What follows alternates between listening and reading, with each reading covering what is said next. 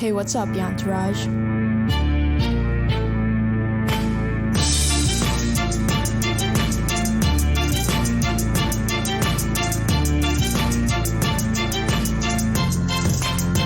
You are on with Yan. Hey everybody, welcome back to On with Yan. I'm your host, Yana Brittany. My friends call me Yan.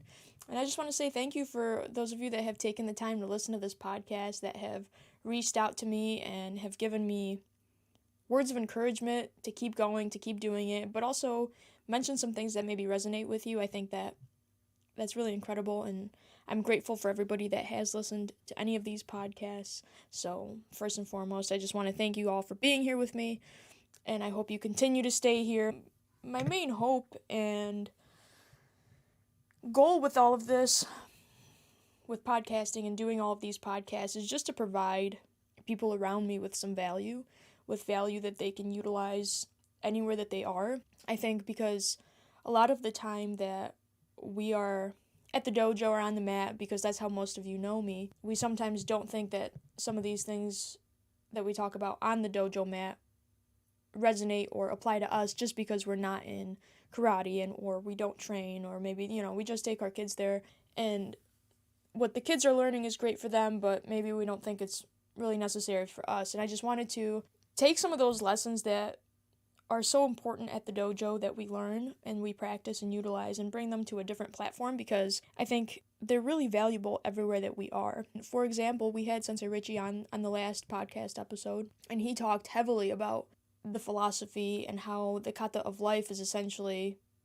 the same thing as your routine, right? So the kata of life is your routine. The kata of life is your life. So the same kata that you practice and perform and work on at the dojo can be applied to how you deal with a lot of things in your life. And I think that sometimes we maybe forget that a lot of things in our life all connect and are all interconnected, but also they're all the same thing. And this conversation in this topic overlaps a lot with awareness, which was kind of the initial first two episodes that I had. But it also goes hand in hand with what Sensei said about kata of life and refining your habit so that you could do it better and you can do it better every single day. But, for the most part, I think that's pretty much everything that we do throughout our life. You have to be aware enough of some of the things that you do to change them. And if you consistently are only aware of what others do, you may be the problem, right? And I think that a lot of the time we don't really pay attention to what we do. We pay attention to what others do, but we don't take the time to say, but do I do that too? Am I like that as well? And I think that on its own, I think, holds us back a little bit. But going back to what Sensei said, the kata of life, I think, tremendously accentuates what it is that we do day to day. And Sensei spoke of refining your routine or your habit. When you learn that kata, sometimes you can't do certain parts of that kata right away. And that's just like learning anything new. You can't do something right away. And that happens, we see that repeated in our life all the time. We have to learn how to do something new, and we have to either be patient to learn it or we give up on it. And because those things are so repetitive and those themes are so common all the time throughout our life, I feel as though the lessons we work on in the dojo are basically the same lessons that you'd be learning outside of the dojo if you just took the time. The only difference is the dojo helps you understand how to be self-aware enough. The kata helps you work on yourself and refine yourself and help you become aware of yourself. Whereas if we just come across those certain things outside of the realm of karate, if you will, you don't necessarily have to take the time to self-reflect and be self-aware enough to say, well, maybe that was me, or maybe that was something I did, or maybe that was something that wasn't something I like about myself, and I can change it. And I think that a lot of the time we don't work to do that, and so it becomes so tough to get any better, because if we don't change, then nothing changes. And karate and self-development always blur into one for me. I feel like you can't get better at karate if you can't get better as a person. And that might kind of sound silly because, karate's physical on the surface. Yes, it is. Going even deeper than that, both of those things are the same thing to me. And I think you can't get better at karate if you don't become a better person. But at the same time, karate helped me realize that you have to become a better person to get better at karate. I'm not sure if that entirely translates, but in order for you to become a better person, you have to be self-aware enough of the things that you're doing and maybe the things you're not doing that are hindering you or standing in your way of becoming better. And on the surface, as I mentioned, karate is physical, but really it isn't, because you have to self-reflect a lot on how you handle certain things, what your temperament is like, what your personality is like, how you affect others, how others are when they're around you. And I don't think I would have been able to be so aware or so self-reflective of a lot of those things if it wasn't for karate. And for the last year, heavily for the last year, I've really tried to work and focus really hard on the mental aspects of what martial arts provides. But additionally, I've taken the time to reflect and say, like, okay, I've never really had a hard time with the physicality of just work out, just go do it, just go train, just, the physical aspect came pretty easy to me because I enjoy it. I think the other aspect was the emotional and mental part that I think I struggled with the most. And what I mean by that is it's really easy for me to go into the physical and do that at that surface level.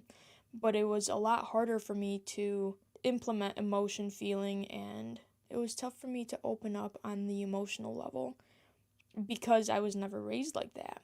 I came from a family that was born and raised during the Soviet times, and people's feelings and people's emotions were never really something that was addressed or even something that could have been a concern because they had a lot of other things to worry about at the time. And so as I got a little bit older, that was never really something my parents really instilled in me, which I'm really grateful for because I am not a very reactive person when it comes to those things, and I love that. But there has to be a really great balance. So as I've talked to Christina numerous amounts of times prior to even recording that episode for you guys, we talked a lot about feelings and being able to use them in such a positive manner that a lot of the time emotions and feelings kind of sound like they could be negative, but if you use them in a positive way, they can be propelling. And I think for the last year or so, I've really tried to work on those things because that aspect of training and development wasn't something that just came fluently to me as the physical did. So to me, I think working on that has been a really beneficial and an important part, but I don't think I would have recognized or acknowledged that I needed to work on that if it wasn't for the martial arts. Now, I'm not saying, you have to start karate to be able to really know what you have to do in order to be the person that you want to be or work on the things that you need to work on, but there is something to be said for the amount of self-awareness you have to admit that you need to work on some of those things, or to even recognize that might be something that you need to take some time and take some effort into working on. And the other aspect that I think is so interesting to me is, on the surface, martial arts is physical, yes. But you can't just physically exercise your body and then feed your mind with mental candy. Facebook, TikTok, Instagram, YouTube, any type of social media, Snapchat. If that's where most of your time is going into, you're not sharpening your mental capacity. And I think recognizing that, I think that took me a long time to recognize, and really I had to hear it a lot of times before I was like, oh my, I didn't realize how often I was partaking in those things, to be completely transparent. And so it's taken me a while, but I think I've come to the point where I've realized that it's silly for me to just focus on the physicality of health and fitness and wellness, right? Because that part came easy to me, that I'm neglecting the mental training and then the emotional training too. And I think all three of those are such vital components that I don't think I would have realized I needed to work on all three in order to be a well-rounded person if it wasn't for the martial arts. And again, I'm not saying that, martial arts is your answer for it all. It is for me. But I say all that to say self-awareness is an incredible tool because a lot of the time we use it on everybody else and we don't pay attention to how maybe we are. And what we're missing out on is a very valuable lesson for ourselves. And this happened to me, I think, about a week ago. And I was driving from my massage appointment, and I'm driving down the street, and I'm passing these two hotels on my left. Now, I'm not looking for a hotel. I'm on my way home. I really didn't need to be in this thought process, but somehow I got there. And so I'm driving past these two hotels, and I'm like, okay, if I were to get a room at a hotel, I would get it at this one, right? I picked one of the two options. And as I'm driving further, I pause and I'm like, okay, why did I pick that one? What about that hotel made me think if I needed a hotel right now, I would choose this one? And I was like, wow, like, why did I pick that? And I started going through all these reasons of why I might choose that one over this one. So maybe I like the color scheme of the front, I like the facade, I like the font of the name, so all of these things started to get me to the answer of why I would have chosen that one versus this one. And I think a lot of the time this happens on a daily basis to us and we just don't really pay attention. So maybe you're at the grocery store and you pick this thing over that thing, right? Like a brand, or you're at a restaurant or you're choosing a coffee shop or anything. I think that gives you that choice of one or the other. I think this happens pretty often. But if you take the time to understand why you may have chosen this one over that one, I think that allows you an opportunity to learn something about yourself. And I think that the more you do that, it's a little bit of an exercise, I guess. Since I did that, I'm starting to notice a lot more times that I do that throughout my days or throughout the weeks that I'm trying to understand, like, why did I subconsciously already choose that so quickly? And I hope that helps me understand more about myself that I didn't necessarily consciously realize, because it's really interesting that we make all these decisions and sometimes you have to pick it apart for why did you even choose that. And sometimes the decision doesn't make a lot of sense. You can be going through the list of the reasons why you decided to choose that place or that thing and you're like, well, that doesn't seem like a very smart choice. And it's just interesting to go through that. It's a little bit of an exercise that spontaneously happened for me, but I took the time to reflect on it, and I'm actually still reflecting on it because I thought it was such an odd experience.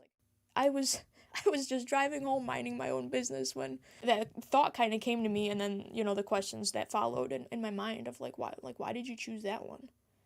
Such an interesting thing that I think we could probably get something out of it, and so far it's been pretty interesting for me to see how often that repeats itself.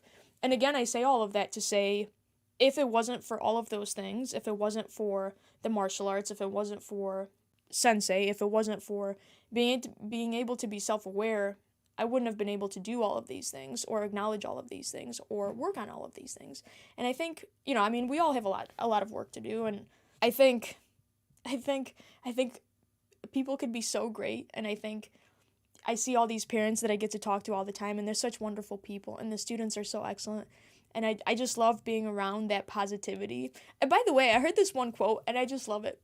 I forgot who said this, but it was like, she's the type of lady that brightens the room by leaving it. And I'm like, you will never catch me be that type of lady.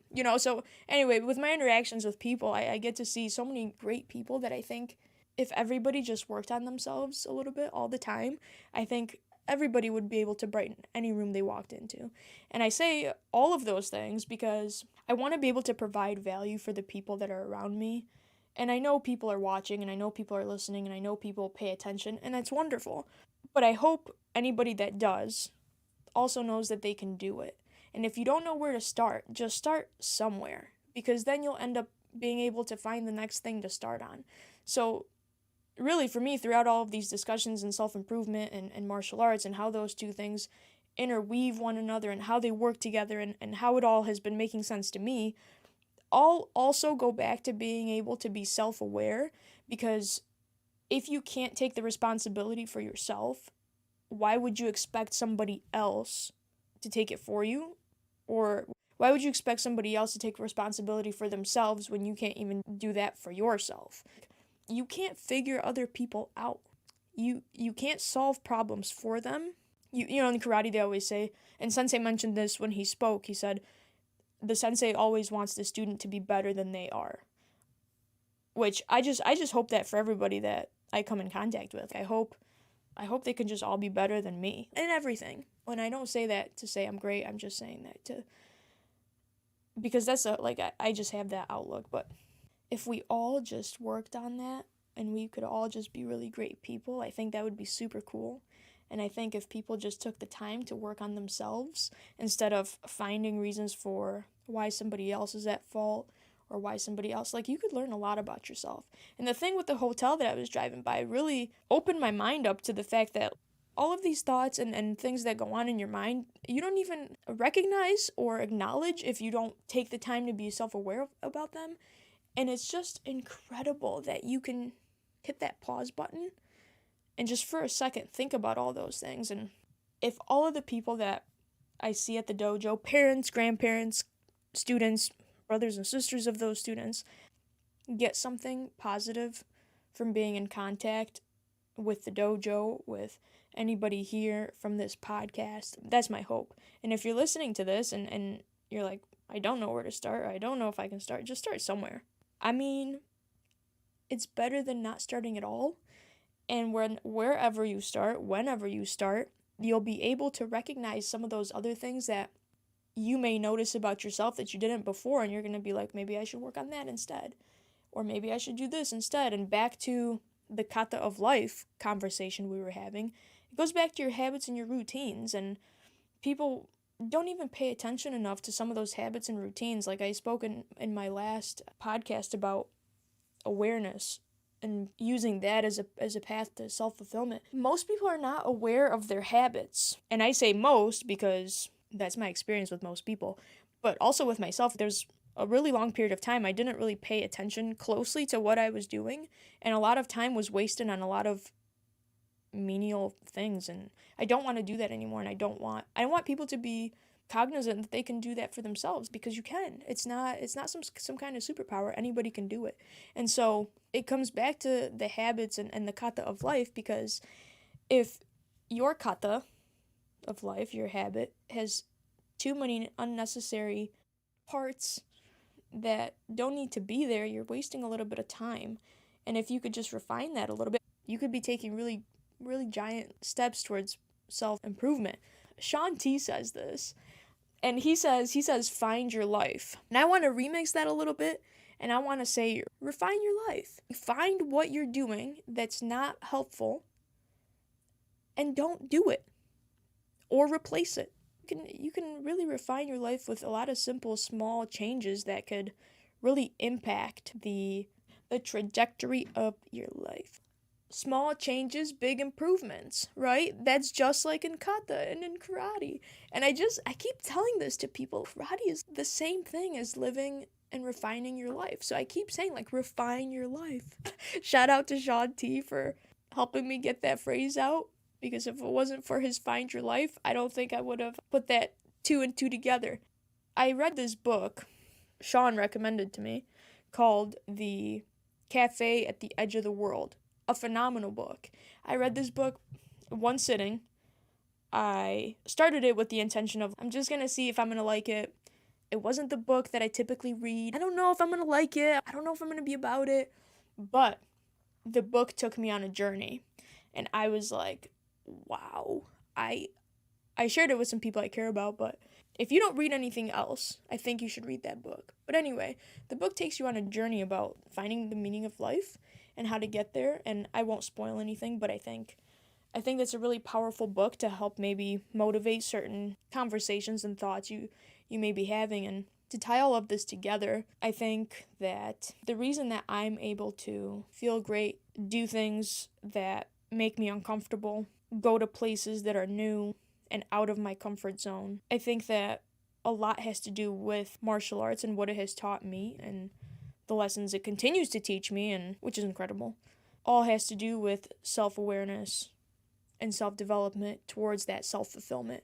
Because if you're not happy and if you're not fulfilled with the things in your life and the things you're doing, I feel as though you can't be happy with the people around you, and people around you don't deserve an angry, unhappy, stressed you. They don't. You might say, like, well, they're jerks to me. Okay, maybe, but you can't fix them. But you can fix you. You can't work on them, but you can work on you. And if they don't want to work on themselves, then maybe you should reevaluate who it is that you're around. There's another quote actually by, I think Mel Robbins posted this one, and I'll read you this quote. She writes, my therapist just told me if you're always having to be the bigger person, maybe you shouldn't be around so many little people. I think the people that are in your life, one, don't deserve for you to be like that towards them, but also reevaluate who's in your life. Maybe they aren't serving you, and maybe some of those people have their own agenda, and you just can't fix everybody. But my point with all of this is refine your life. Take the time. You can all do it. I think that my experience of the people that I've been with and around and the people I get to see on a weekly, daily basis, I'm so grateful to be around the people that I'm around. And I think all of them teach me so many valuable lessons, whether it's a parent, whether it's a student, whether it's my mom, or, all these wonderful people. But I think if you want to be happier and you want to go after something in your life, I think that it probably starts with analyzing yourself a little bit. At least it has for me. And I say all of that to say you can do it. If you want to do it, just start somewhere. Start with something small, and you don't have to tell everybody that you're doing this. Just do it for yourself.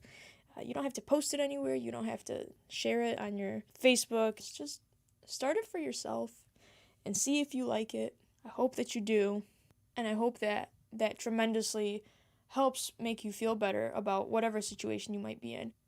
Before I stop talking, I went to the Drake concert, and what a tremendous experience, to say the least. I think he's much more than a musician. I think he's much more than a rapper. But there were a few points in his performance that really stood out to me. And the music is great, and I like that a lot. I think the more impactful parts were the parts where he wasn't singing a song, but where he just paused and he spoke to some of the people that were there and took the time to do some acknowledging of some important people in his life. And he never misses the opportunity to do that. In any case, I think it was incredibly thoughtful to have paused the show and talk to people about just being more kind to one another and sharing a moment where everybody is at the same place at the same time, enjoying the same thing. And the amount of people that came together to do that and how tremendous it is. And then he had the crowd turn to a few people that they didn't know, give them a hug, shake their hand, and really point out the fact that there isn't and there doesn't have to be such a friction when you talk to people that you don't know. And you can just do that with love.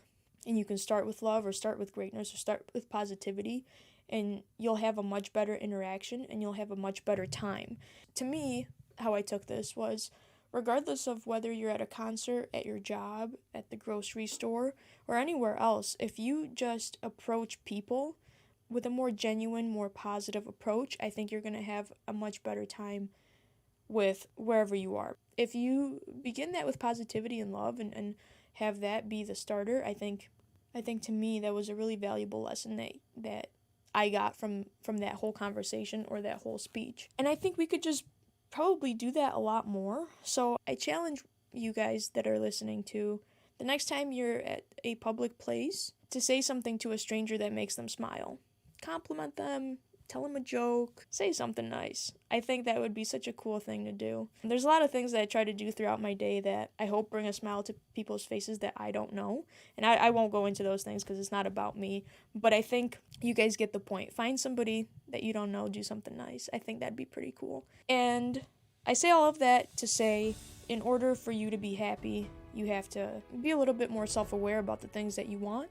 I think utilizing the martial arts analogy probably, hopefully helps you understand rather than confuses you about everything that I talked about. And I hope that refining your life to you means to find happiness, to find things that make you feel good, make you better, make you do things that you like. And hopefully that as you go on that journey, you're able to find more things that you like about yourself and more things that you could do to like yourself more, so that you can be a lot more positive, a lot more happy, and a lot more giving to others around you, even the people that you don't know. Thank you so much again for being here with me today. I really enjoyed just talking on this microphone. I hope you were here to listen. I hope you took something out of it, and I hope you're back next time. Peace out, Yantaraj.